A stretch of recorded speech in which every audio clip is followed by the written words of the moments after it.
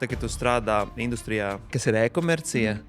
Tu nevari pateikt klientam, es tev atbildēšu pēc 3-4 dienām. Mēs tik ļoti fokusējamies uz features, bet mēs aizmirstam uz pašu cilvēku, kas viņam rūp, ar kādām šaubām, aizspriedumiem, pagātnes pieredzi viņš nāk uz lapu un cik mūsu e-veikals spēj pareizi atbildēt un nokomunicēt uz to. Ja kāds saka, mums visi klienti ir 100% apmierināti, vai nu tev ir 2 klienti, vai nu tu melo.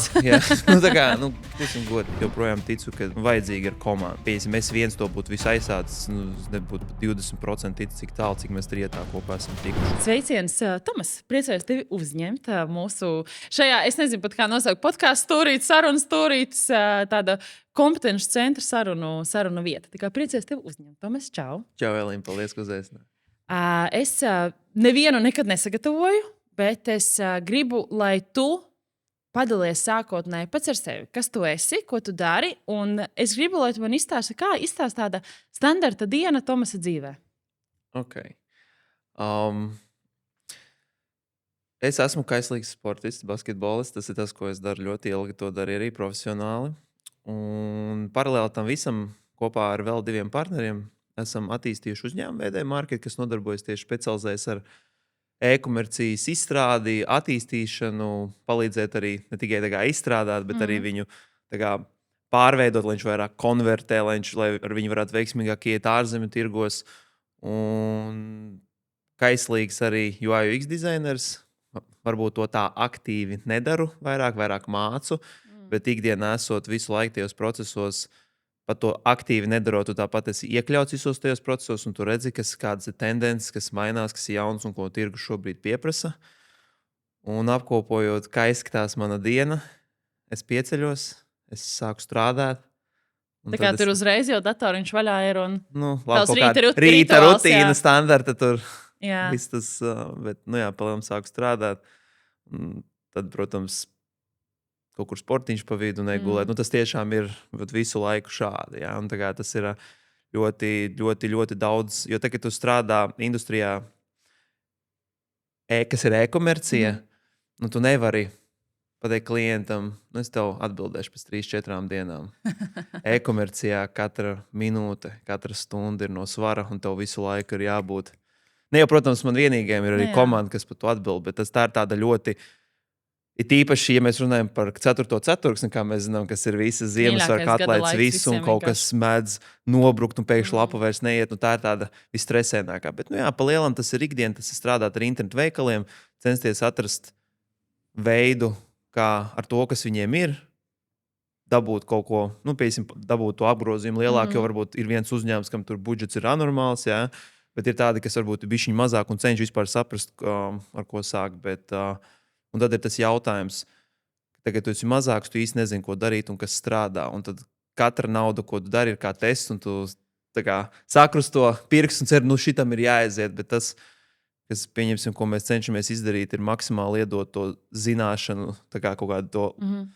Kā lai pasaka, tādu package ar lietām, kam tur ir jābūt, pirms vispār domā par reklāmām un visu pārējo. Lai tas risks ir maksimāli mazāks, tad tu tiešām tur gāzi lielu naudu reklāmās. Un tas tā ļoti īsi apkopoja. Ļoti īsi, jā.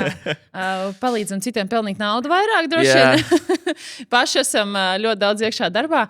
Bet man tiešām gribas pacelt tēmu patiesībā rīta rituāli.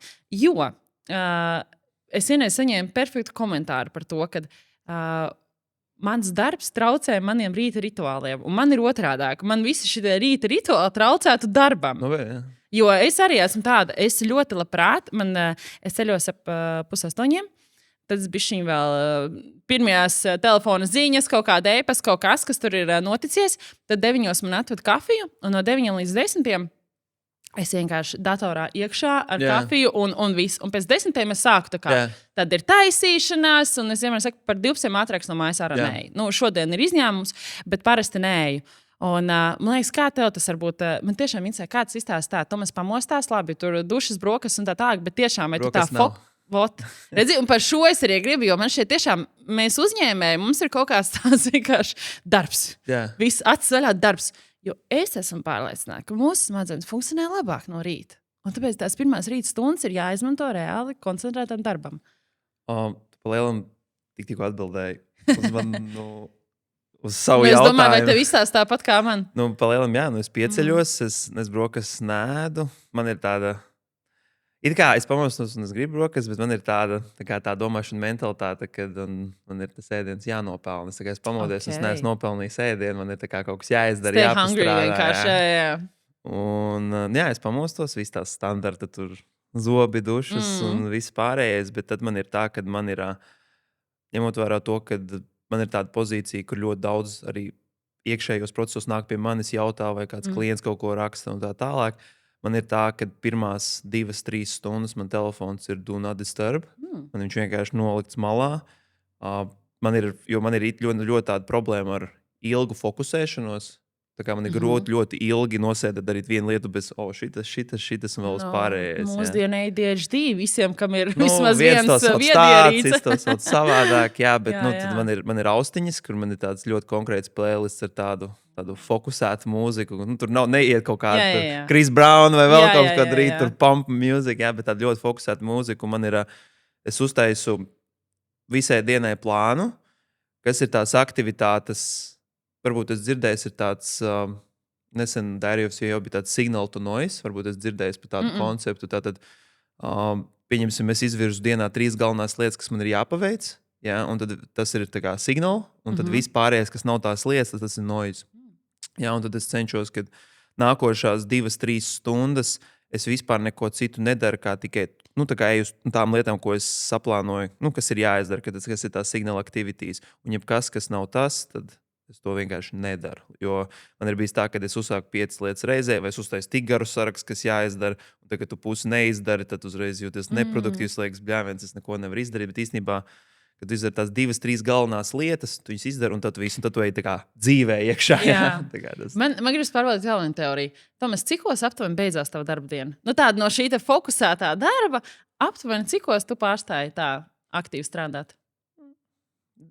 Nebūs viens laiks. Es esmu sapratis, ka, ja es neguļu, tad es esmu neproduktīvs. Es zinu to, ka, ja ir tā, ka ja es aizēju gulēt 2 naktī, tad ļoti liela iespēja, ka es celšos 9, ne 6 vai 7. Ļoti liela iespēja, jā. lai gan es varētu piecelties. Jā. Bet standartā tā ir. Ņemot vērā to, ka ir viena diena 12, viena diena 1, viena diena dažreiz 2. Es nenolieku, ka es mēdzu lietot papildus uzturu bagātinātājs, kas palīdz man iemigt.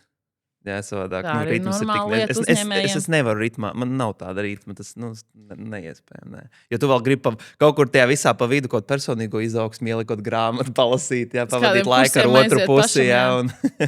Ceļojumā aizraukt. Tā tas ir. Nē, es vienkārši domāju par to, ka jo tas fokusētais darbs, ja mēs viņu tā paņemam no dienas, tās tiešām ir dažreiz pāris stundas, kad mēs reāli koncentrēti strādājam. Un pēc tam forši tu teici, tas ir vai nu noise, vai kaut kādas blakus lietas, vai kaut kas tādas mazākas, nevis nepieciešamības lietas, bet mazāk svarīgas lietas. Tas man vienkārši, jo es esmu ar stipru pārliecību, ka standartā cilvēki pēcpusdienā jau beiguši darbu. Tā reāli pēc 3-4 Latvijā ļoti daudz jau beidz strādāt, jo tad sākās treniņi, man ir jāizbrauc tur, man jau bērnam pakaļ, tev varbūt basketbols. Kad vienkārši to gribēju pārbaudīt. Runājot, atgriezīsimies pie tavas e-komercijas, ko tu minēji ar partneriem. Izveidojot, atvērāt, cik sen atpakaļ? Cik gadi ir VD marketam? Es vēl Itālijā basketbolu spēlēju tajā brīdī. Tas ir kaut kāds 2018. gada janvārs. Kaut kas, tas ir laiciņš atpakaļ. Tad jums dzimšanas dienas mēnesis? Ja tu saki janvārs, tad vispār tā kā... Varbūt, jā. Jāskatās firmas LV. Lūrsu tu datos, bet pirmkārt apsveicu. Otrakārt jautājums par partneriem un vispār, jo daudzi glorificē solo uzņēmē darbību, es sāku viens un tad varbūt kādu kaut kur atradu. Uzreiz bija doma iet ar partneriem? Vai bija tā, ka kāds bija jau kaut ko uzsācis un tikai piesaistīja citu klāt? Bija tāda situācija, jā, kad... Mans partneris Valdis, kurš ir tāds, viņš paliem tas, kurš to visu aizsāk. Jā, viņš strādāja freelancā, pats taisīja cilvēkiem mājaslapas, un tad viņš meklēja palīgu caur Facebook. Es cilvēks, kurš gandrīz neko neprata, vienkārši gribēja to iedot man iespējas, iemācīšos, izdarīšu visu, ko vajadzēs. Jā. Tad arī Valds pazina arī otru kolēģi, otru partneri, arī, kas ir Lauris. Un tas vienkārši tā aizgāja. Mēs tur nedomājām, kā tur kaut ko dalīt, vai vēl kaut kas. Tas bija vienkārši mēs ejam trietā, mums ir kaut kāda tā vīzija. Protams, ar kaut kādu laiku viņa ir mainījusies, ja, bet nav bijis tā, ka tur es viens vai man. Es joprojām ticu, ka vajadzīga ir komanda. Ja. Es zinu, ka piemēram, es viens to būtu visu aizsācis, nebūtu pat 20% tic, cik tālu, cik mēs trietā kopā esam tikuši. Jo katrs pārklāj tās savas lietas vislabāk. Un tad ir tā par solo, viņš ir gan tas, gan tas, gan tas, gan tas, gan tas. Jā, bet es esmu pateicīgs, ka mēs esam 3 un katrs dara savu lietu vislabāk. Jā.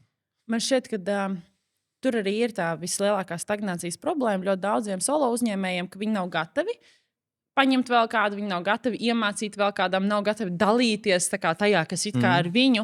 Un, tur, man liekas, iestājās tā tiešām ilgadēja stagnācija, kur tu raujies, peries, dari, bet nekur netiec. Man šo Matīs Ansviesuls ļoti izgaismoja. Es biju pie Nika Jansona un Ansviesuļa Matīsa Pūķālā. Viņi pastījās kompetences centru no malas. Un mums bija saruna par komunikāciju e-pastos. Viņš saka, bet man tā patīk, ka man zvana telefons, un es zinu, ka viņi zvana un gaida mani. Un viņš skaidrs, ka, Nelīna, tev liekas, ka tu vislabāk visā Latvijā runā pa telefonu. Un tu liekas, jā, tā kā laikam jau tā nav. Un tas ir tas, ka tagad mums ir cilvēks, kas atbildes telefonu, tur vairs neesam. Mēs e-pastos, jā, mani vēl satiksiet. Vienkārši par to, ka tās ir lietas, ko mēs negribam dzirdēt. Ka mēs neesam labākie, ka mums vajag vēl kādu. Tas jau vairs nebūs par uzņēmēju un partneri, tas jau būs vairāk par deleģēšanu. Tas jau arī kaut kas cits ir. Arī jā, pat arī partnerībā, man liekas, ir tādi, kam gribās visus lēmumus pieņemt. Kā tagad jūs esat 2-3 cilvēku valdē, tur jau iet apspriešanās. Jā. Tad, kad tu esi viens, tad tu pieņem lēmumu, tu pateici saviem deleģējumiem partneriem. Jā. Tā kā mēs tagad darīsim šo. Bet daudz arī, man liekas, šis te, kad nees grib būt viens pats, vai kā tad mēs sadalīsim, visiem 3, katram savs viedoklis. Un man interesē šī fāze, tā kā jūs 3 individuāli unikāli cilvēki, cik jums ir viegli vienoties par kaut kādiem attīstības lēcieniem, posmiem, kaut kādām inovācijām, vai jūs tā arī tiešām visus šos gadus esat tas veiksmes stāsts, kur forši satiekat, vai tomēr ir bijuši kaut kādi tādi, ka katrs grib to savu? Tad ļoti interesanta tradīcija. Mēs katru gadu vasarā ejam uz krasta lido ārā terasē, kur mēs apsēžamies un izrunājam visu, kas ir noticis un kā mēs redzam nākošo gadu, nākošos 5 gadus. Jā. Tas tā tradīcija. Jā. Un tagad mēs esam novienojušies par to vīziju, uz kurieni mēs ejam, un tad sākās tas gads, ir kaut kādas day-to-day lietas. Tad es teiktu tā, ir regulāri, ka mēs viens otru challengeojam. Ir dažreiz tā, ka viens uz otru sadusmojas, ka tie virzieni kādās situācijās sāk atšķirties. Un es teiktu, ka sākumā pie tā visa vienoties par kaut kādām lietām bija daudz grūtāk. Bet es teiktu to, kas ir ļoti palīdzējis vispār savstarpējā komunikācijā un ātri virzīt lēmumu pieņemšanu un izvairīties no laika tērēšanas un strīdiem, ir varbūt es dzirdēju, ir tāda vadītāja skola. Manā bucketlistā šogad. Jā, kur manā mērķa sarakstā. Izveidojot Sveģels. Pie Kaspara, jā. Sveiciens Kaspar. Jā. Labākā investīcija, ko jebkad mūžā mēs esam veikuši, kur mēs esam izgājuši vairākus kursus, kas ir saistībā ar komunikāciju, par stabilitāti, par ētiku. Un tajā veidā vienkārši tas veids pēc kursu absolvēšanas, kā mēs runājam, ir vienkārši savādāk. Mēs nevis domājam, kurš tagad pierādīs savu taisnību, bet mēs sākumā cenšamies nodefinēt, vai mēs vispār esam vienā realitātē. Un ja mēs neesam vienā realitātē, mums nav jēga vispār diskutēt, mums vispār jānokļūst, ka mūsu tās realitātes sakrīt, un tad mēs domājam, kā mēs viņu attīstam. Ja? Tā kā tas ir tas punkts, kas ir palīdzējis vienkārši tajā brīdī, kad es jūtu, ka varbūt mani nedzird, vai varbūt cits partneris jūt, ka viņu nedzird. Mums tā risināšana ir ļoti mierīga, saprotoša un meklējam to optimālo risinājumu, kas visās pusēs vairāk mēģinās. Nav bijis tā, ka tur viens ar otru tur nerunā vai kāds bijis dusmīgs. Nē, tā nav. Mēs parasti ļoti tā atvērti cenšamies izrunāt visu atklāti. Jā, gadā. Man šķiet, nav šeit jārunā par cipariem, bet droši vien gribas ticēt, ka jums iet uz augšu viss gadu no gada, klientūra, viss tās. Un man liekas, ka tas arī ir tas vistiešākais indikators tā saticība vadībā.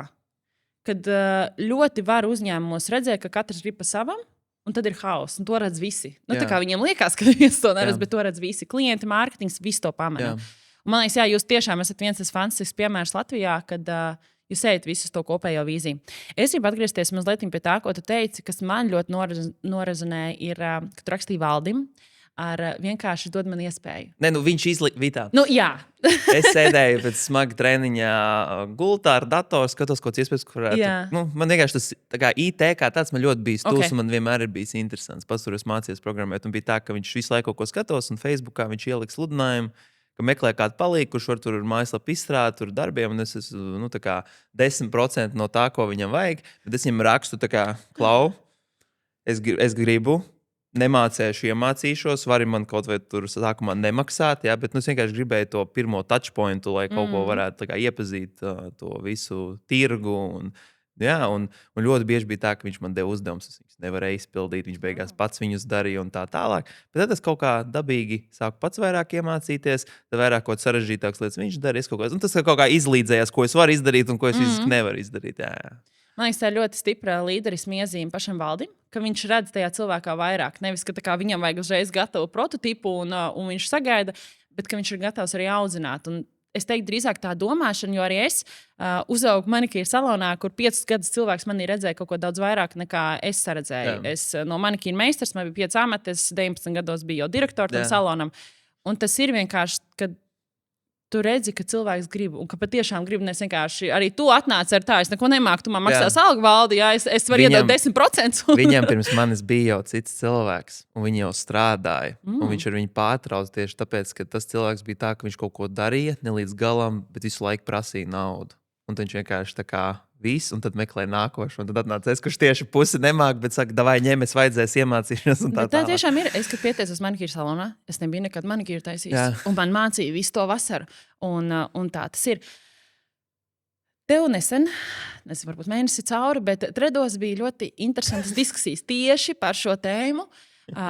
Kur tā kā dalījās tās divas puses. Un man šķiet dalījās tieši tie uzņēmēji, kur labprāt ņemtu darbā šādus te gurķus, kur ir mācāmi, kur ir gatavi mācīties.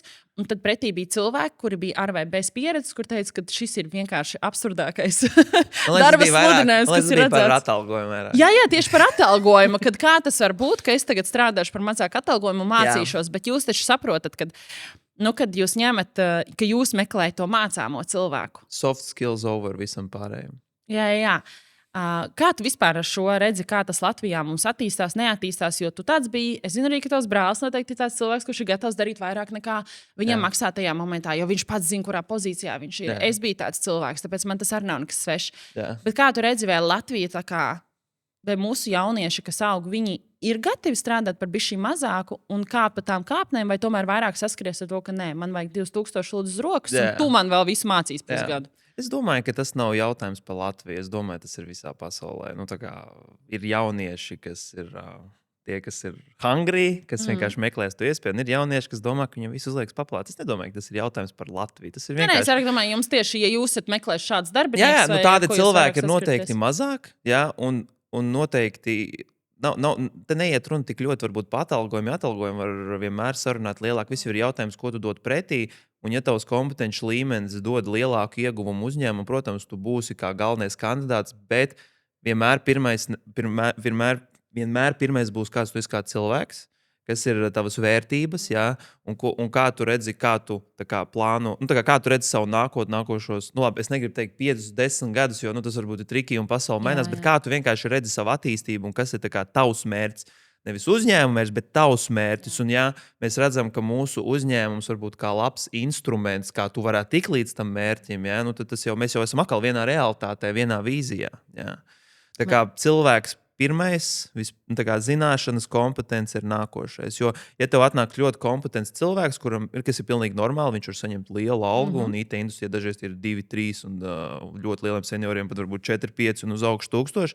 Bet, ja tu nespēji komunicēt, ja tu nespēji strādāt ar komandu, čakarēsi visiem pārējiem prātu, būs grūti gan klientiem, gan tev, un tas vienkārši nav rentabli.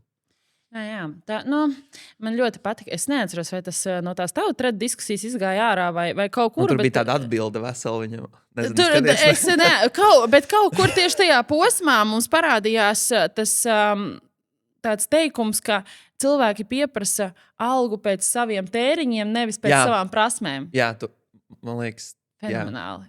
piekrītu. Man vīrs kaut kad šo vēl atgādināja, saka, jā, un tā ir, un nekur mums filmētājs krata galva, un tā ir, kad ir jāsaprot, ka mēs visi kaut kur sākām. Precīzi. Tā kā visi, es ticu, ka, tu jau izstāstīji par valdu un vispār pirmās mājaslapas, un es zinu, ka es tev vienreiz satura veidošanas dienā prasīju, kāda bija tava pirmā mājaslapa, saka, tu pat, zini, labāk nerādīšu. Un tas ir normāli, un ir jāsaprot, ka mēs visi tajā fāzē sāksim.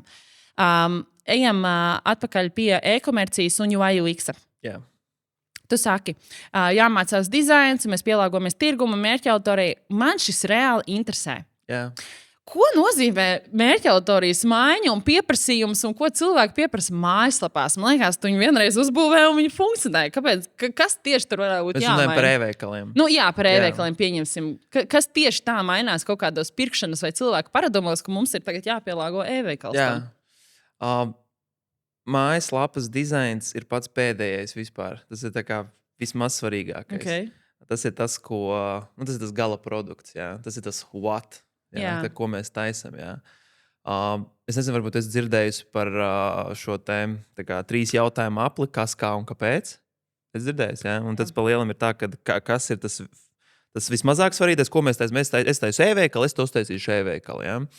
Tad ir tas nākošais, kas ir tas kā. Tad, piemēram, es uztaisīšu šādas lapas, kur būs redzamas šādas features. Jā, tad es uztaisīšu tādu mājaslapu, kur būs tādas bildes, tur varēs ielikt produktus, tur varēs pieslēgt piegādes.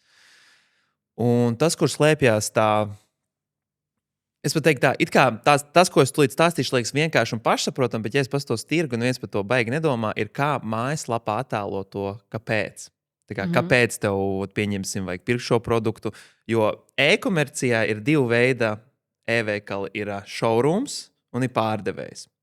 Lielākā daļa Latvijas e-veikali ir showroom. Ko es domāju ar showroom? Tas ir, ka tu ieej gleznu galerijā, tur ir produkts 1, produkts 2, produkts 3. Tur autors, cena, ja tu ieej jebkurā e-veikalā, ir produkts, bilde, apraksts, kaut kāda tehniskā specifikācija. Gribi vai negribi? Ja negribi, viss aiziet prom. Jā? Un pārdevējs ir e-veikals, kurš pareizajā vietā, pareizajā laikā tev nokomunicē pareizo informāciju. Pieņemsim, ko es ar to domāju. Tu ieej e-veikalā, tu redz kaut kādu, pieņemsim, uzturbagātinātāju. Jā? Un, labi, tur ir varbūt trikīgi, kas tur ir atļauts, ko teikt, ko nevar un tā tālāk. Jā? Bet, pieņemsim, tu ieej e-veikalā, es, pieņemsim, neko par tevi nezinu. Bet tur ir redzams, produkts maksā tik, risina to, palīdz ar to. Labi, vēl atsauksmes. Jā? Tas varbūt bišķiņu vietā ārpus showroom principa, jā? Bet tas ir jau kaut kāds bišķiņu social proof. Bet es tev nepazīstu.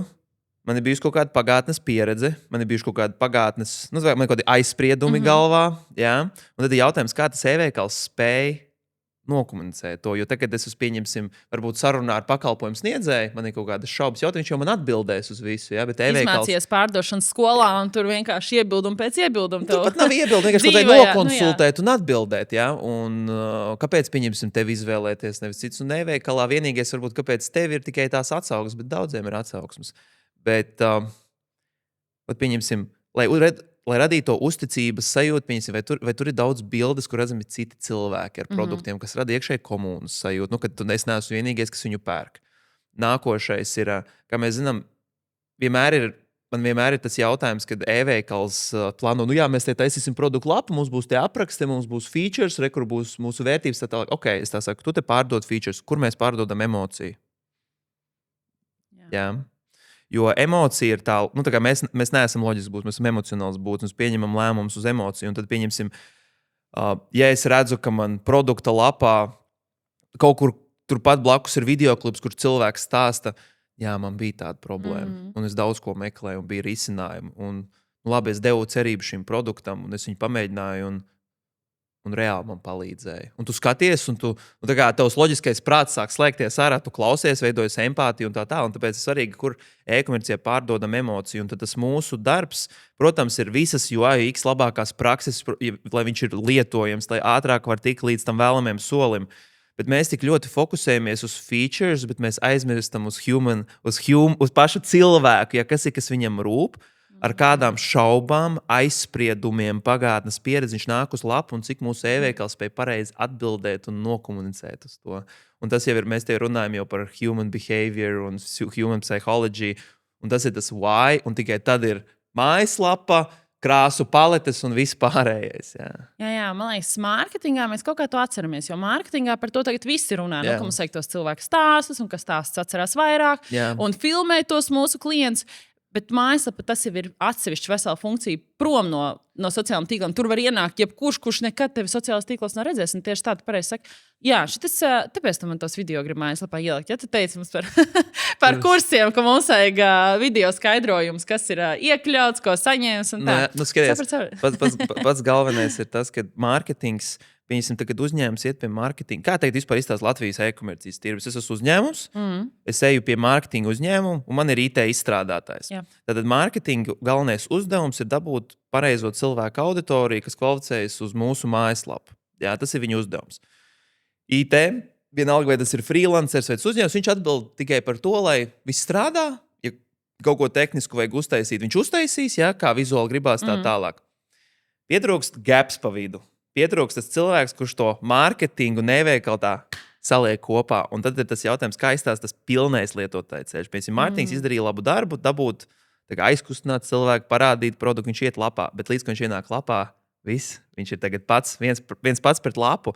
Un tad ir jautājums, kā tagad lapa spēj turpināt to emociju, tā kā novest to pasūtījumu līdz galam. Un tad ir tā, ka pie mums nāk ļoti daudz e-veikalu un saka, grib pārnākt pie mums, jo viņi ir sapratuši. Tas, ko viņi saka, man lielākā problēma ar esošo izstrādātāju ir tāda, ka viņi dara visu, ko mēs sakam.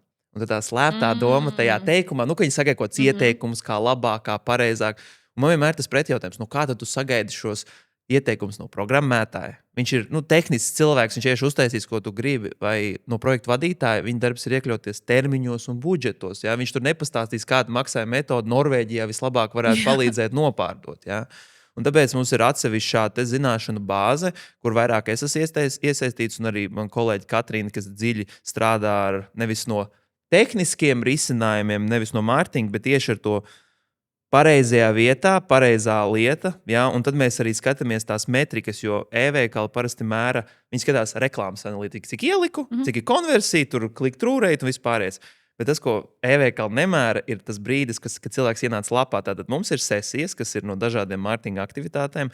Tad ir atu-cart ratio, kas ir cik procentuāli cilvēku pievienoja grozam. Jo visi tur optimizē checkout un vispārējo, bet kādā jēga optimizēt to, ja daudz pat netiek līdz viņam. Tātad 2 soļus atpakaļ mums jāiet. Tātad, ja cilvēks nepievieno grozam, viņš nesaprata produktu, viņš neredzēja vērtību, viņš netika pietiekami pārliecināts un varbūt kaut kāda lietojamība nebija ērti pievienot, lapu lēnu vispārējais. Ja?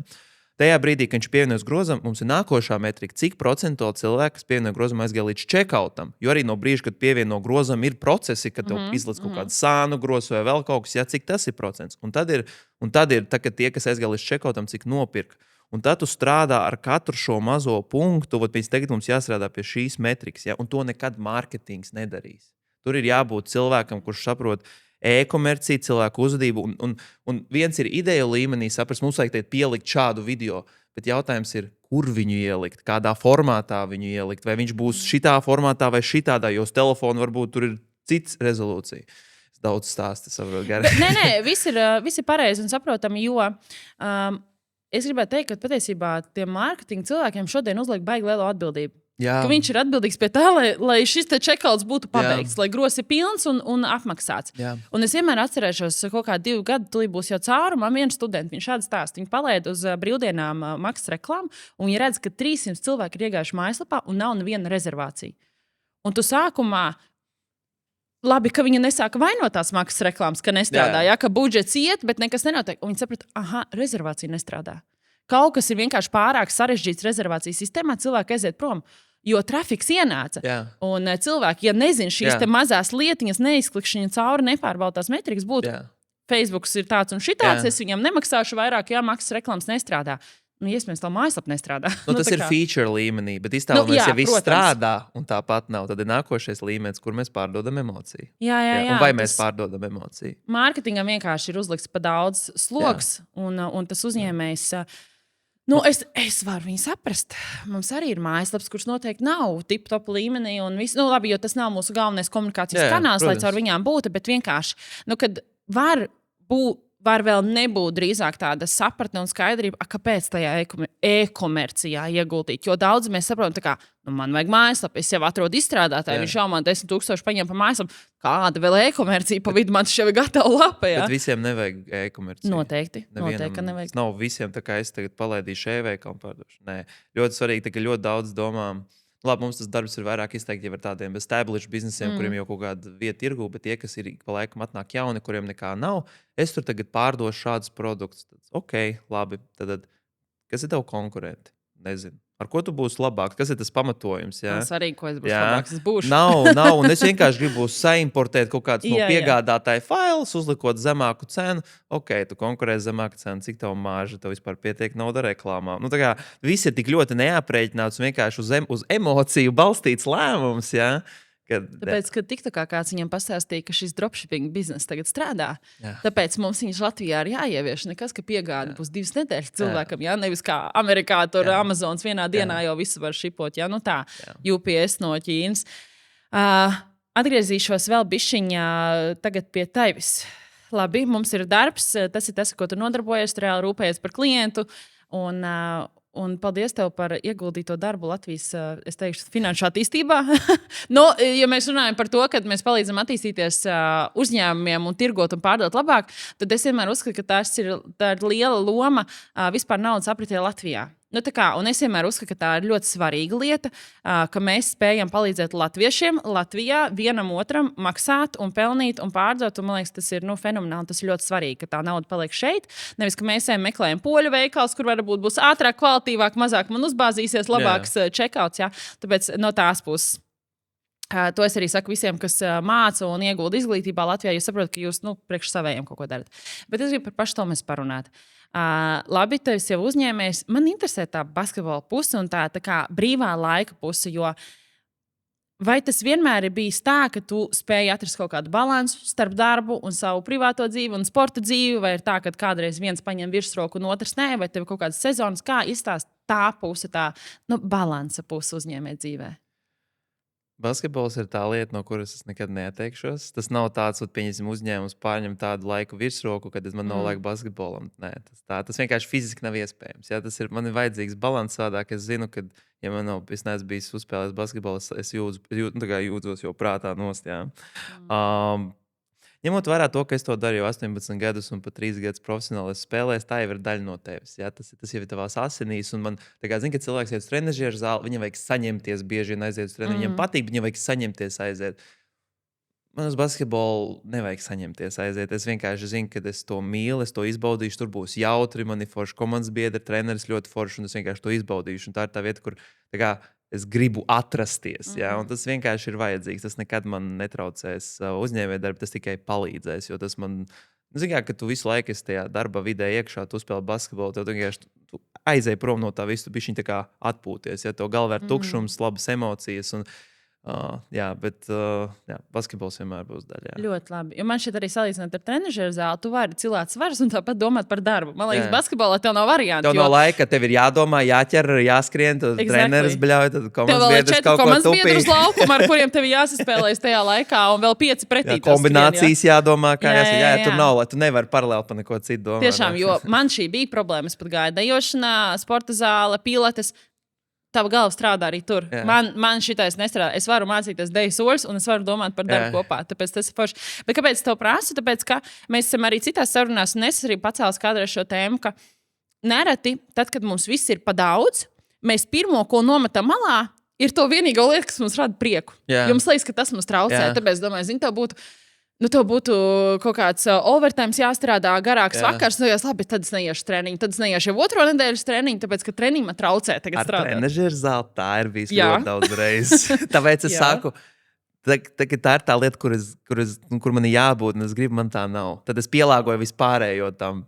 Bet tas ir ļoti svarīgi. Un man liekas, ka tas ir laikam tā sāls, kas ir jāatrod uzņēmējiem. To savu lietiņu, kur tu nevari, tev nav variantu no viņas atteikties, tu negribi no viņas atteikties, un tu neļauj sev no viņas atteikties. Tas rada prieku vienkārši. Tev. Jā, tas ir ļoti būtiski, jo daudz kur tās izdegšanas un saguršanas, un ka liekas, ka tas, ko tu dari, ir slikti, ir tikai tāpēc, ka tu atņem savu vienīgo prieku dzīvē, un tu tikai strādā. Ok, man interesē, kā tu... nonāca līdz mācīšanas procesam? Ja tu esi lektors, cik tev stāžs lektoram jau ir? Kaut kā 3 gadi droši vien, ne? Vai 4 pat? Nu, re. Tātad 8. Nu, jā, kaut kādi 4 vai 5. Jā. Kā tu sajūti sevi, kad tā kā manī ir gana, un es drīkstu šo dot tālāk citiem? Vai tev bija vispār kaut kāda šauba sajūta par sevi? Kad tev pirmo reizi uzrunāja kādu lekciju pasniegt, piemēram. Man nekad nav šaubu. Man parasti ir tā, ka es ļoti ātri pieņemu lēmumus, vai es to gribu, vai es to negribu. Man nevajag padomāt nedēļu, 2 un tā tālāk. Es vienkārši saprotu, vai es to gribu darīt vai nē. Nu, tas kā es kļuvu par pasniedzēju, bija tāda agrāk tāda webskolas sensa. Man liekas, ka laika viņa vairs nav tāda iestāde. Un vienkārši meklēja pasniedzēju. Un tas bija tieši tas posms, kad saprast, mana loma tajā uzņēmumā bija tāda, ka es sākumā vienkārši biju kā palīgs, taisīt tās lapas. Un tagad, tajā brīdī, kad es taisīju tās lapas, man tik ļoti neinteresēja, ko es daru, bet kāpēc lietas izskatās tā, kā viņām ir jāizstāsta. Man tas kāpēc, tas atkal jautājums, man tas kāpēc ļoti interesē. Ja? Un tad es izgāju organizēt tieši tāds labs taimings. Latvija organizēja UX kursu, kur bija 4 lektori, 2 no Latvijas, 2 no Amerikas. Labākā investīcija manā mūžā, vispār pavēra jaunu grāmatu. Man liekas, tas bija tas, kas vispār sāka visas pārējās lietas, tas kāpēc un tā visa terminoloģija. Es to visu izmācījos, tad es jau sāku pats arī uzņēmumā, jau dizainēt lapas. Bija tāds viens posms uzņēmuma attīstībā, kad bija jāiet uz augšu. Es vairs nevarēju taisīt mājaslapas dizainēt, tad es jau biju uz projektu vadību. Man liekas, tajā brīdī, kad es sāku pasniegt, es jau biju projektu vadībā. Bet man tā mīlestība pret to dizainu vienmēr ir bijusi, un man vienmēr patikuši cilvēki. Man patīk cilvēkos būt. Protams, ka tev sociālā baterija ir 0, bet tāpat tās būt cilvēkos man ļoti patīk. Un tas ir tāds, kad tu gribi iedot lietu, par ko tev pašam acis deg. Jo man liekas, tad tas skolnieks dabūs highest level of education. Ja pat tas skolotājs ir labi, kaut kas jāapstāsta šodien. Tad tas būs kā standarta skola. Bet tagad, es vienkārši, man ļoti patīk to, gribās pastāstīt, un zinu, ka ir liels gaps. Un tagad to gribās pastāstīt, no kam pastāstīt, tad tu meklē, kam pastāstīt. Ja? Ļoti labi, jo man liekas, daudziem, kas iziet no tā, ka es šito zinu, es šito protu, un mēs jau ejam tajā fāzē, kad es tagad vēl protu vēl kādam citam to iedot. Man liekas, tas tiešām atnāk visiem ļoti naturāli. Mēs ar Rolandu tikko par to runājam, arī tas atnāk ļoti naturāli, un tev apmēram tā kā dzīve pati piespiež paiet tajā virzienā, kur tev kādam tas ir jāmāc. Zini, kā ir, mēs pieņemsim, mums ir ļoti daudz tādas e-komercijas prakses un tāda riktīgi krūtis feature, kuras varētu turēt tikai klientu lokā, un tas tāds mūsu unikālais, jā. Bet mēs to visu dodam ārā.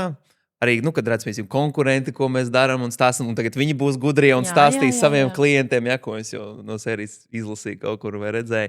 Bet viens ir pastāstīt un iedot to grāmatu, kas jādara, bet cik reāli viņu dara. Ja? Neviens, bet tagad tu iedod to vērtību un tu pastāsti, tas uzreiz tev pievelk, tad šeit ir cilvēki, kas saprot, kā attīstīt e-komerciju, jo, pieņemsim, man ir e-komercija, un es gribu, lai viņi man palīdz, jo man pašam ir vēl 150 citi pienākumi, es negribu čakarēties, šie cilvēki zina, ko viņi dara, un tad, tas tieši drīzāk ir kā magnēts. Protams, varbūt kāds cits konkurents redzējis, viņš uzreiz domā, es tagad savējiem to stāstīšu, Bet šitas ir, zini, kad konkurents, piemēram, kad skatās, un viņam liekas, ka tā veiksmes atslēga ir tajā ārējā. Bet tu jau parādi tikai, to aizberga redzamo daļu. Jā, un viņš nesaprot, ka viss tas darbs, kas bija aiz tā, tas ir tas svarīgais. Jo tavus postus var nokopēt, tavu landing page var nokopēt vārdu pēc vārda, un izkārtojumu, bet viņš nesaprot to dziļāko domu tam visam. Un tas ļoti bieži notiek ar konkurentiem, kad man arī ir sūtīts tur idejas, mums ir patiesībā arī mūsu logo ir nokopēts, kas, viss kaut kas. Un viņi domā, ka veiksme jau ir tajā izliktajā vizuālajā daļā, bet tieši tā nesaprot, kas stāv aiz tā visa. Un ka tieši tad, kad uzņēmums ir gatavs sevi izlikt eksperta pozīcijā, kur viņi patiesībā nebaidās atklāt par daudz, jo Latvijā arī tā ir problēma. Es arī esmu strādājis, atceros vienu uzņēmumu, es filmēju viņiem saturu, es saku, būtu forši aizbraukt pie jums līdzi uz vietu, kur jūs iepērkat audumus, parādīt, kā jūs izvēlaties jaunās kolekcijas. Nē, tad visi konkurenti zinās, kur mēs pērkam.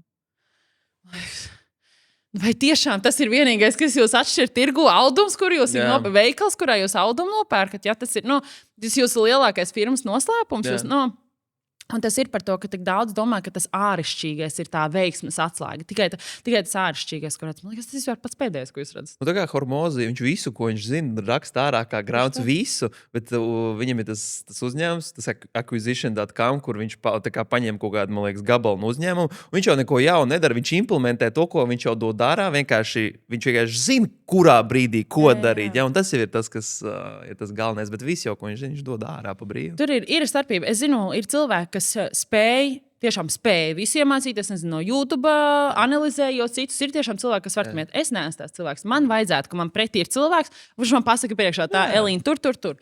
Bet ir kas, un varbūt arī tu izaudzēsi kādreiz savu konkurentu, jo viņš mācīsies no visa, ko tu dari, kā tu. Mēs arī tur publicējam mūsu stratēģiju, mēs izmantojam tādas platformas, mēs tā un tā plānojam. Jā, forši. Lai tev izdodas. Bet man patīk arī, ka šobrīd jau tomēr tāpat arī e-veikalos, un mārketings, kurš virz uz tiem e-veikaliem, tur jau dominē tas cilvēks, kurš par to runā un kurš to produktu izplata. Un saņem jau vairs nav tā, ka tu dažreiz pat nobrīnies, ka cilvēks grib konkurēt ar zemāko cenu tirgo, jo liekas, tas cilvēks to vairs nemeklē. Cilvēki meklē lielāku pievienoto vērtību tam produktam, nevis vienkārši, šis ir lētāks. Protams, vienmēr ir cilvēki, kas meklēs lētāko. Tā kategorija neizudīs, un tas ir normāli. Un tu drīksti gribēt būt piemērots viņiem, bet vienkārši tu apzinies, ka tur ir arī kaut kādi savi mīnusi. Un tā kategorija patiesībā cilvēkiem, es neteiktu, ka viņa ir lielākā daļa. Un Latvijas nekad mūžā neliktu, kad lielākā daļa Latvijas pērk tikai lētāko. Nē, mēs ļoti daudz izvēlēs tieši kvalitāti un tieši to dvēseli aiz tās kvalitātes. Un kāpēc tas tā radies? Man interesē paturpināsim tavu lektoru, to pieredzi. Tu sāki, kāds tev, varbūt tu atceries 4 gadu atpakaļ, kāds bija tavs sajūts pēc pirmās novadītās lekcijas vai pat pēc kursa? Kā tu jūties atkal pats par sevi, varbūt tādā profesionālajā ziņā? Vai tas bija kaut kāds, es esmu tagad, gudrāks, piepildītāks, vai varbūt atceries to visu procesu? Jā. Kas man visvairāk, man liekas, tajā brīdī bija uztraukums un biedēja, bija nevis tas, ko es pastāstīšu un iedošu, bet kāda būs otras puses reakcija. Ko es ar to domāju? Tad tajā brīdī, kad es uzreiz sapratu to, ka ja es būšu vienīgais runātājs un otrs būs klausītājs, tā nav tā atmosfēra, ko es gribu, tā nav tā atmosfēra, ko es gribu radīt. Es gribu, lai tā būtu tā kā nevis es pret visiem, bet mēs kopā. Ja? Un es tik ļoti centos visu laiku iesaistīt cilvēkus iekšā un uzdot jautājumus. Un ik pa laikam varbūt kaut kādu joku izšaut ārā, lai vienkārši dabūtu tos cilvēkus dzīvīgākus, lai nav tas straight, tas poker face un tā tālāk. Un es tik ļoti, varbūt, es neuztraucos, ko es stāstu, bet es ļoti pētīju cilvēku reakcijas. Un es tā kā skatījos uz kamerām, kamēr es to stāstu, un es redzu, kāds pasmaida vai kādam ir tāds... Jā. Tāda laba sajūta. Ja? Tā informācija, ko es devu, es neuztraucos par viņas kvalitāti. Es zināju, ka viņa strādā, viņa bija pārbaudīta, bet es vairāk skatos cilvēkus. Man ļoti svarīgi, kā cilvēks jūtas ar to, ko viņam iedod. Un ja es redzu, ka viņš jau tur ir nekāds, viņš nav klātesošs, tad es vienkārši lekcijas laikā pateikšu, pieņemsim, Jāni. Vai tev izdodas visam tik līdzi, varbūt tev ir kādi jautājumi, es varu tev palīdzēt. Labi, tas nav tā, ko es varu vadāties, bet es uzreiz cenšos tā, lai visi ir iesaistīti, jo man liekas, ka tagad tu kā arī students redzi, ka tev arī pievērš uzmanību un tev iesaist, tev arī pašam gribās vairāk iesaistīties. Uztraukums nebija pa vadīšanu, pa runāšanu, man liekas, man runāt ir ļoti vienkārši, man bija uztraukums, kā cilvēks reaģēs. Bet tas nav mainījies. Es nezinu, tas ir mainījies, ja man ne. Nē, tagad es varbūt jūtos daudz, vēl drošāk, ka tu vēl labāk iesaistīsi. Man nav problēmas vai dzīvē uzstāties vai tur online. Es vienkārši, jo es sapratu, kā labāk to darīt, iesaistīt, un tas uztraukums, es teiktu, tagad vispār nav. Uztraukums varbūt ir pašā pirmajā lekcijā, lai saprastu, kāda ir grupas temperatūra, kādi ir cilvēki. Tas ir pats pēc tam. Pirmās 5 minūtes sirsnīgi 3, kamēr tu ar sevi iepazīstini un viss tas. Un, man arī tāpēc patīk, ka viena tehnika, es vienmēr dodu viņiem pašiem iepazīties, un tad saprotu, kas tur notiek. Bet otrs man ļoti patika, Renāta vienreiz mūsu lektora, viņš teica, es arī skatos kamerām, viņa teica, viņi arī skatās, cik tur 5 kameriņas var ieslēgt vismaz, kamēr Zooms, kamēr prezentācija iet. Un viņa saka, viņai tas gandarījums, kad viņa kaut ko pasaka, un cilvēks pakrita galvu un sāka pierakstīt, saka, jā, šitas bija labs un šitas bija vērtīgi. Un tas tiešām tā ir, kad tu jau Nu, tā, kad tu zini, ko tu zini, un tu runā to, ko tu dari katru dienu, tev absolūti nav šaubu par to. Tu varētu stundām runāt. Bet tas tiešām ir vienmēr, vai mani vispār saprot? Vai tā kā es runāju valodā, ko viņi saprot? Vai viņi saprot, kā to implementēt? Un tieši tā, vai tās galvas pakratās, vai tur ir jau miegs nāk un viss.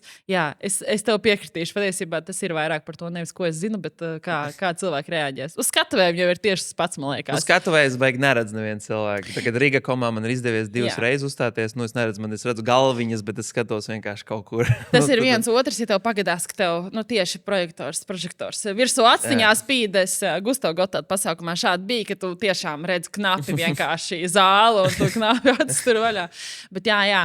Bet es pat pagājušajā vasarā es runāju Digital Maverick konferencē online, un es teiktu, ka tas bija daudz grūtāk nekā uz skatuves. Jo es neredzu čatu. Nu, tā kā viņš ir tālu prom no manis, un tad ir tā sajūta, kāds vēl klausās, kāds vispār saprot. Jo tagad tu redzi viņus fiziski, tu redzi tur, nepaņēma vēl telefonu rokās vispār. Bet tas bija pārbaudījums. Tas bija tiešām šeit nāk tā īstā lektora esencija ārā. Kāds tev pašam izstāsta tāds... Es teiktu, tāds profesionālais turpinājums. Kā tev liekas, vai šis gads, vai nākamā 5 gada? Bet es arī nekad neprasu 5 gadu plāns. Man liekas, mēs tik straujā pasaulē dzīvojam, ka tur neko nevar izplānot. Kā tev pašam izstāsta? Kāds izstāsta, Tomas, ir tāds tuvākais gads, 2 gadi, tavi mērķi, tavu kaut kā profesionālā attīstība vai kaut kādi, papildu virzieni, ko grib ņemt? Virzieni nemainīsies. Tas ir, mēs pilniem slīpējam to, ko mēs darām vislabāk. Ja tur ņem kaut kāds jauns pakalpojums, tad reklāmu taisīt. Nē. Fokus ir eksports. Un tas ir, tāpēc man jautāja par miegu. Tāpēc, kad man šobrīd ļoti aktīvi notiek komunikācija ar cilvēkiem no Kanādas. Varbūt redos vienu failu, ko es ieliku. Lūdzu, izstāst viņu skaļi. Lūdzu, izstāst. Jā, es viņu redzēju. Un es pilnīgi, respektīvi, mēs Latvijas tirgus vienkārši ir tik liels, cik viņš ir. Jā. Un tad tas mērķis iet tirgos, kas ir diezgan palieli, kur var runāt vienā valodā. Un mums izteikti ir tā Lielbritānija, Amerika un Kanāda. Un tur arī tā laika zona. Un bieži vien man mītings ir vai 10, vai 11, vai pusnaktī. Ja? Un cenšamies atrast veidu, kā ielikt kāju, un tad pa bišķiņam mēģināt, ka viņš jau lēnām no sava esošajai lēnām saprot, ka te ir lielāka vērtība un pāriet uz otru pusi, tā kā pa bišķiņam. Un mēs sākām ar tādu vienu auditu, kur viņi piekrita darīt, viņi redzēja vērtību, jo tur nebija, kas viņai varēja to izdarīt. Un bija tāda problēma, kad es bišķiņ sačakarējos valūtās. Es vienkārši pateicu dollars. Un Kanāda arī ir dollars. Viņi piekrita. Un beigās sanāca tāda... Kāds ir tas kurs? Kāda kursa starpība? Pieņemsim 2000 kanādiešu dolāri ir rupji 1400 Amerikas dolāri, kas ir 1100 eiro. Jā, vispār tagad ir ļoti liela starpība starp. Es jau zinu, es nezināju, cik starpība ir starp Latvijas un Kanādas. Es zināju, cik liela mums ir caur Ameriku. Tā summa bija vēl lielāka. Jā, es redzēju, kāda bija summa. Un, jā. Bet zini kā? Atkal mēs visi kaut kur sākam. Bet mēs izdarījām, mērķis jau bija eksports. Mērķis nebija tagad ar katru klientu, tur kļūt par miljonāriem. Ir ielikta kāja. Jā, tas uzreiz pavar to, jo tagad tu izdari savu darbu labi, tur izmantot viņa networku, viņš vēl kādu pazīst. Jā. Un tas ir fails, bet vai tas kaut ko traģiski maina? Jā, tur ir tā lieta, un es kaut kad aizvakar filmēju, mums bija sestdienas pasākums, un, ja tu diemžēl nebija, bet ja tu biji tajā pasākumā, tur ieejot un zinot, cik tu samaksāji ieejas maksu, tu, principā, uzreiz saprati, ka tas bija daudz vairāk par to ieejas maksu. Jā. Un es filmēju video par to, ka uzņēmēji viss nav par peļņu. Un tajā momentā, kad tu ej no tās kategorijas, ka viss nav, katra tava kustība, katrs tavs mēģinājums nav par peļņu un nav izkalkulēt, cik mums paliks pāri. Tas ir tieši tā, tu ieliec, vai tas ir mārketinga budžets, vai tas ir vienkārši tavu izaugsmes investīciju budžets, cik tu esi gatavs likt atpakaļ uzņēmumā. Un arī šeit, piemēram, izrādās, varbūt strādāsim bez algas šo projektu, ja? Bet tas ir vienkārši tava investīcija uz kaut ko lielāku. Un tā arī ir tāda laba iezīme. Ka tu esi gatavs bišķiņ ielikt atpakaļ. Jo liela problēma ir, kad mēs gribam visu ātri aprēķināt un maksimāli īsākais laiks, cik mēs saņemsim atpakaļ. Un tur arī rodās tā buksēšana un stagnācija un viss. Labi, eksports. Kas tālāk? Kas pašam Tomasam? Tas ir uzņēmuma virziens, bet tas ir tieši par ko es esmu atbildīgs. No mums 3 es esmu atbildīgs vairāk par ieiešanu tirgū, par jaunu šo te partneru, e-veikalu piesaisti, jo pārējiem 2 partneriem ir vairāk iekšējie procesi. Sakārtot visu procesu tā, lai būtu iztēlojies, atnāk pieņemsim 30 jaunu klientu, vai mēs spēsim nodrošināt tādu pašu pakalpojumu kvalitāti tālāk, jo bieži vien tā, ka tu tik ļoti fokusējies uz vienu, viņš atnāks, tā sistēma fiziski nav uzbūvēta priekš tam, viņš arī tik ļoti kā atnāks, ļoti ātri arī aizies. Ja? Tā kā mana atbildība, pie kā es strādāju, tas ir, protams, es to nedaru viens, man ir sava komanda, ar ko es strādāju, kas man palīdz. Man arī, pieņemsim, ir labākā investīcija, kas man šobrīd ir asistents. Ļoti daudz lietas, ko es nedaru vairāk, un pateikšu godīgi, man bija ļoti bail. Ja, un es vēl teiktu, ka joprojām mēdz būt, kad pēc aizciešanās kaut kas nesanāk, bet es skatos ļoti daudz arī internetā, kā efektīvāk ar asistentu strādāt, un es sapratu, ka nevis reizi nedēļā izrunāt, kas bija labi vai kas nē, bet katru dienu 10-15 minūšu check-up calls, kas tev nav skaidrs, ko vajag, un tad mēs ejam uz to, kad ļoti daudz lietas iet no manas nos, un es varu fokusēties tikai uz lietām, ko tikai es varu izdarīt. Ja, bet nosūtīt LinkedIn requestu, aizsūtīt kaut kādu ziņu, vēl kaut kas, to es varu nedarīt. Nosūtīt personalizētu video ar selfie kameru varu tikai es. Ja. Bet kā automatizēt savu personīgo pieeju? Man liekas, mīļākais. Zini, kad tu iefilmē video, bet ir jāizdomā, kā mēs automatizēsim to, ka it kā izstāsta, ka šis būtu tikko iefilmēts. Automatizēšu to, kas strādās. Pagaidām viss ir eksperiments, un man nav jēga tērēt laiku uz administratīvām lietām, kuras es pat zinu, ja es teikt automatizēšu, fundamentāli pat nestrādās. Tagad mēs testējam vienkārši proof of concept, kāda uzrunāšana strādā, vai tas ir e-pasts, vai tas ir videoklips, ko videoklipā sākam. Viņš vispār atver to videoklipu, ja? Un tagad tu redz, kas strādā, tad jau tu domā, kā to automatizēt. Bet, man liekas, sistematizēt lietu, kur tu pats nezini, vai vēl vispār strādās, es neredzu jēgu. Tā bija man lielākā kļūda. Es tik ļoti taisīju sistēmas, un lai viss ir aprakstīts tā tālāk, bet tagad, ja mēs runājam par manu atbildību, kas ir strādāt, piesaistīt jaunus šos te uzņēmumus, es viņus nedaru, jo es taisu sistēmas. Jā, tas arī. Tu pieminēji par tiem, ja šodien atnāk 30 klienti, vai mēs vispār varam viņus uzņemt, un tas arī, man liekas, vienmēr mēs bieži vien strādājam ritīgi uz reklāmu, ritīgi ieguldamies mārketingā, bet tieši tā mēs nesakārtojam iekšējos. Un kad mēs vispār, ja šodien atnāk 100 pirkumi, piemēram, vai tu viņus var vispār vienā dienā sapakot un izsūtīt, tā kā uz ko mēs fokusējamies. Bet tā ir vēl viena atsevišķa vesela gara saruna par to, kā sakārtot pamats, bet tās ir svarīgas lietas. Bet man arī ir prieks dzirdēt, ka, ja es pareizi izreikināju, jums bija 8 gadu dzimšanas diena tikko janvārī, ja? Un ka pēc 8 gadiem tāpatās viss vēl ir trial and error. Tu testē, tu saproti, tagad mēs sāksim ar e-pastiem Kanādā vai kur, un tā ir ritīgi laba lieta, un forši, ka to pasaka skaļi, jo uzņēmējdarbībā nepienāks brīdis, kad viss būs ideāli, viss būs skaidrs, un ka tu varēsi sēdēt dīvānā un vienkārši viss griezīsies. Jā, jo vienmēr būs arī fuck-upi. Es nenolieku, ka mums arī bijis tādas situācijas, kad esam strādājuši ar saviem klientiem, kad ir tiešām sanācis dēļ iekšējas kaut kādas komunikācijas kļūdas, ir sagādāta problēma klientam, un svarīgākais ir to apzināties. Jā, uzņemties atbildību. Tā kā, jo bieži vien ir tā, ka, ko es esmu redzējis, ja notiek kaut kas ne tas, kas bija, ne tas, ko gribēja klients, uzreiz notiek tā aizstāvēšana. Nē, tas notika tāpēc, ka tas ir tas un tas. Tu meklē to trešo personu, kas būs vainīga. Tu vari paskaidrot, bet nekad nevajag strīdēties. Vienmēr ir tā kā, notika fuck-ups, bet tu saproti, ka tas nenozīmē, ka mēs apstājamies, labosim, izdomāsim veidu, kā kaut kā varbūt kompensēt vai, samazināt kaut kādu nākotnes investīciju un turpinam strādāt. Ja? Jo, loģiski, ka visiem ir fuck-upi. Nevienam nav tā, ka ja kāds saka, mums visi klienti ir 100% apmierināti. Vai tev ir 2 klienti, vai tu melo? Būsim godīgi. Jā, tā ir. Pat ChatGPT tev var nepareizi informāciju uzrakstīt. Ja mēs gribētu runāt par to, ka roboti būs vienīgie, kas neuztais kļūdas, tad tā nav. Jā, jo mums, pieņemsim, Google arī. Ja tu pasīsies, Google ir visvairāk pakalpojumu atsauksmes visā Latvijā. Man liekas, kas kaut 67. Man liekas, ir kaut kādas 2 1 zvaigžņu. Jā? Un, manuprāt, tas no vienas puses ir labi, jo tas iedod bišķiņu realitātes sajūtu. Tā kā cilvēkam uzreiz parāda tas, ka, ja tev liekas, ka visi 5 zvaigžņi liekas pārāk, tad viss ir uzpirkts. Too good to be true, vai ne? Bet tagad ir tā 1 zvaigžņa atsauksme, kur varbūt ir bijuši kaut kādas dažādas realitātes, vai cilvēks sadusmojies, vai nav nācis komunikācija, tāpēc vienkārši ielika. Ja? Tas padara to zīmolu dzīvīgāku.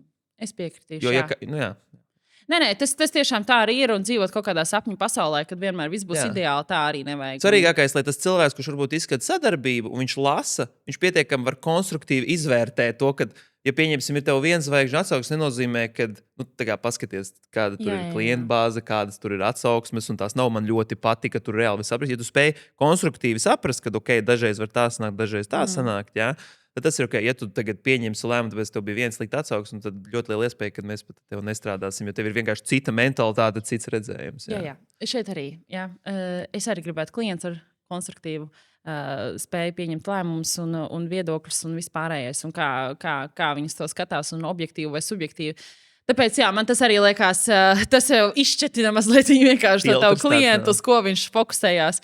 Labi. Milzīgs tev paldies. Man bija prieks uzzināt, jo e-komercija šis nav mans lauciņš, tāpēc man patīk dzirdēt vairāk, ko tu dari. Es esmu mārketinga cilvēks un visu saprotu par to.